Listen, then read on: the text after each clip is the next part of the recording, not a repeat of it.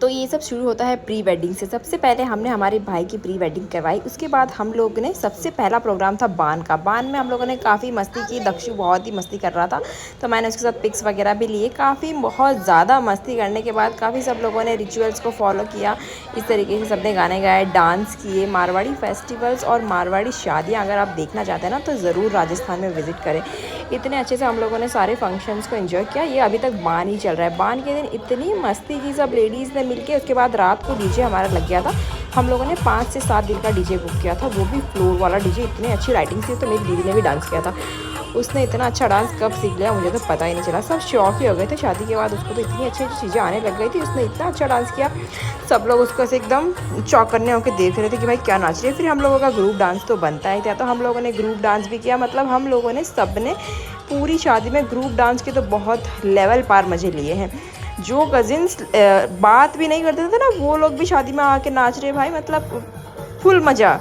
मतलब कोई ऐसा नहीं है कि ये मेरे से बात नहीं कर रहा, वो नहीं कर रहा। भाई शादी में सब एक दूसरे के एकदम फुल एंजॉय। फिर हमने हल्दी की। हल्दी के भी सारे डेकोरेशन सब एकदम बढ़िया से इंस्टाग्राम के लिए रील्स भी बनाए। मतलब लेडीज़ हो या जेंट्स, सबको इतना शौक है वीडियोस का, सबके सब फुल फॉलो कर रहे हो। रात में फिर सेम हम लोगों ने डीजे पे डांस किया।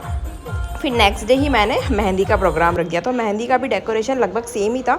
तो हम लोगों ने पूरी तैयारी की और मेहंदी में काफ़ी कम लोग आए थे क्योंकि मेहंदी का फिक्स नहीं था कि लड़के की मेहंदी करे नहीं करे। फिर मैंने लास्ट मोमेंट पे प्रोग्राम अरेंज करके फ़ोटोज़ के लिए अरेंज करवा दिया। तो सब ने बहुत फ़न किया। फिर सेकेंड डे मैंने ग्रूम टू बी का प्रोग्राम अरेंज किया था मेरे भाई के लिए।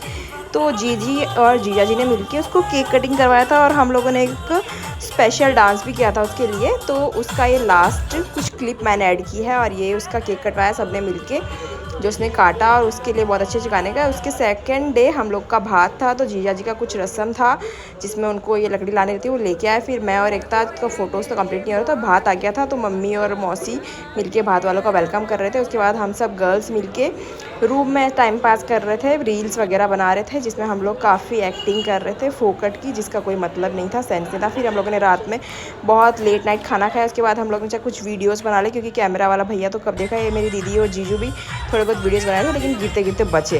और ये मैं, मेरा भाई और मेरे मामा की लड़कियाँ, सब लोगों ने मिलकर बहुत फ़न किया। लेकिन ये जो ग्रुप डांस है ना, इसमें तो हम लोगों ने इतने मज़े किए। मतलब राजस्थानी वेडिंग, मतलब मैं क्या ही बोलूँ, आप लोग पूरी वेडिंग देख लो। मैंने तो सारे प्रोग्राम प्री वेडिंग से लेकर सारे दिखा दिए हैं। मतलब जितने देखने लायक होते हैं ना लोगों के, वो सब दिखा रही हूँ। अगर आप मेरी फैमिली से बिलोंग करते हो या फिर नहीं भी करते हो, अगर आपको राजस्थानी वेडिंग देखनी है तो ये मेरा पूरा व्लॉग जरूर देखना। ये मैंने रील बनाने के लिए क्लिक की थी। और ये शादी के बाद पहले सब मेहंदी का प्रोग्राम था, वो था। और पूरा प्रोग्राम सलट जाने के बाद रात को सब लोग ये आइसक्रीम पार्टी कर रहे थे। और बारात निकलने वाले दिन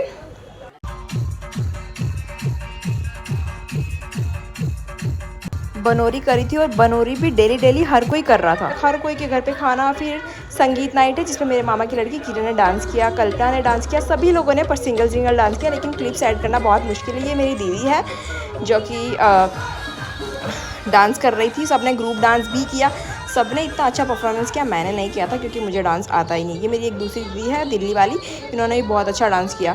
फिर हम लोग चले गए। सेकंड डे हमारी बारात थी। तो बारात के पहले निकासी निकलती, तो सब लोगों ने निकासी में बहुत फ़न किया। बारात में एटलीस्ट हमारी 30 से 32 गाड़ियाँ गई थी। तो फिर हम लोगों ने एक जगह स्टे करके हम लोग बारात के लिए निकल गए। और बारात में हम लोगों ने बाहर उनके घर के बाद डांस वांस करके उन्होंने हमारा वेलकम किया। इसके बाद भाई भाभी का ये रस्म हुआ, मतलब माला वाला का। फिर उनके फेरे वेरे हुए।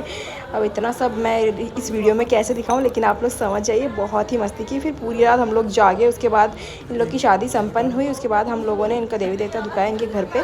फिर हमारे घर पे आ गए, इनका भाभी का वेलकम किया रस्मों के साथ। सारे रस्म्स हुए कि वो थाली उठाना है, आवाज़ नहीं आना है। और भाभी की आवाज़, थालियों की आवाज़ हुई भी नहीं। फिर देवता दुकाने गए, उसमें भी वो सोटिया बोलते हैं हमारे में, उसका रस्म किया।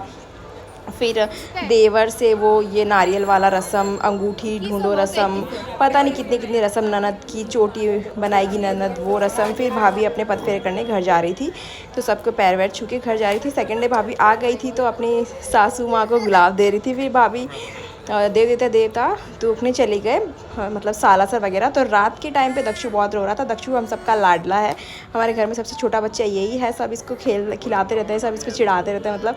फिर ये रात में सोने के लिए बहुत कर रहा था, तो बोल रहा था मैं पापा के पास सोऊंगा, लेकिन पंकज बोल रहा था नहीं मैं तुझे अपने पास सुलाऊंगा, चल मेरे साथ, नहीं तो मैं भूत बन जाए। ऐसे सब मस्ती चल रही थी, हमने बहुत फ़न किया। ये मेरे भाई की शादी थी। ऐसे ही ब्लॉग्स देखने मुझे फॉलो कर।